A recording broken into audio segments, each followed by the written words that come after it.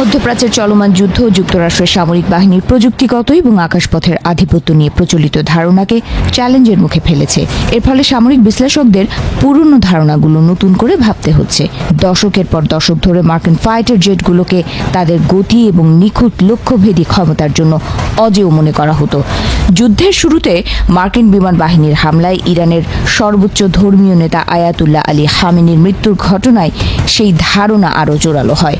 কিন্তু সময় গড়ানোর সঙ্গে সঙ্গে এখন পর্যন্ত যুক্তরাষ্ট্রের বেশ কিছু উচ্চ মূল্যের সামরিক সম্পদ ধ্বংস করতে সক্ষম হয়েছে ইরান। ফলে বিষয়টি সামরিক শক্তিতে যুক্তরাষ্ট্রের শ্রেষ্ঠত্বের মিথকে প্রশ্নের মুখে দাঁড় করিয়েছে।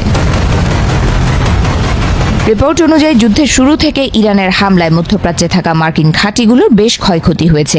এর মধ্যে জর্ডানের মুয়াফাক সালতি বিমান ঘাঁটিতে $300 মিলিয়ন মূল্যের থার্ড ব্যবস্থা, সৌদি আরবের প্রিন্স সুলতান ঘাঁটিতে $300 থেকে $600 মিলিয়ন মূল্যের E3 সেন্ট্রি, ইরানের আকাশে $100 মিলিয়ন মূল্যের F-35 লাইটনিং II, দক্ষিণ পশ্চিম ইরানে $100 মিলিয়ন মূল্যের F-15E এবং দক্ষিণ ইরানে $50 মিলিয়ন মূল্যের ব্ল্যাক হক হেলিকপ্টার সবই ইরানি হামলায় ক্ষতিগ্রস্ত বা ধ্বংস হয়েছে।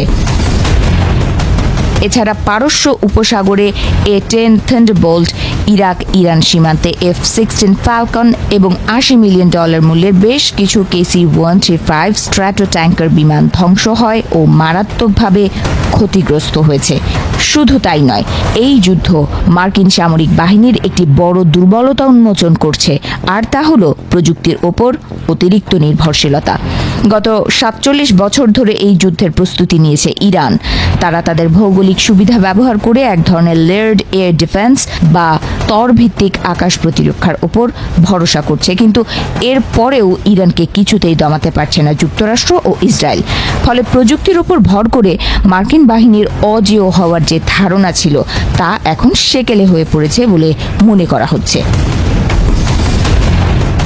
এদিকে চীনের একটি জাহাজ ওমান উপকূলের আন্তর্জাতিক জলসীমায় অবস্থান করছে বলে খবর এসেছে। চীনের জাহাজটি এমন প্রযুক্তি দিয়ে সজ্জিত যা বিভিন্ন ডিভাইস থেকে নির্গত ইলেকট্রোম্যাগনেটিক সিগন্যাল সংগ্রহ করতে পারে। এই তথ্যগুলো লক্ষ্যবস্তু নির্ধারণে সাহায্য করতে পারে বলে ধারণা করা হচ্ছে। একই সঙ্গে চীনের বাণিজ্যিক প্রতিষ্ঠান মিজান ভিশন নাকি মার্কিন সেনাদের অবস্থানের বিস্তারিত ছবি ইরানকে সরবরাহ করছে বলেও খবর উঠেছে। শুধু তাই নয়, রাশিয়া ইরানকে ড্রোন, অস্ত্র, খাদ্য, ঔষধ এবং গোয়েন্দা তথ্য সরবরাহ করছে। এমনকি S-400 আকাশ প্রতিরক্ষা ব্যবস্থাও দিতে পারে বলে শোনা যাচ্ছে, যদিও এসব অভিযোগ অস্বীকার করেছে রাশিয়া।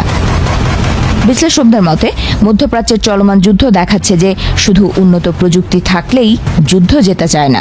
কৌশল, প্রযুক্তি এবং সম্ভাব্য মিত্রদের সহায়তা, এই সব মিলিয়েই যুদ্ধের ফলাফল নির্ধারিত হয়।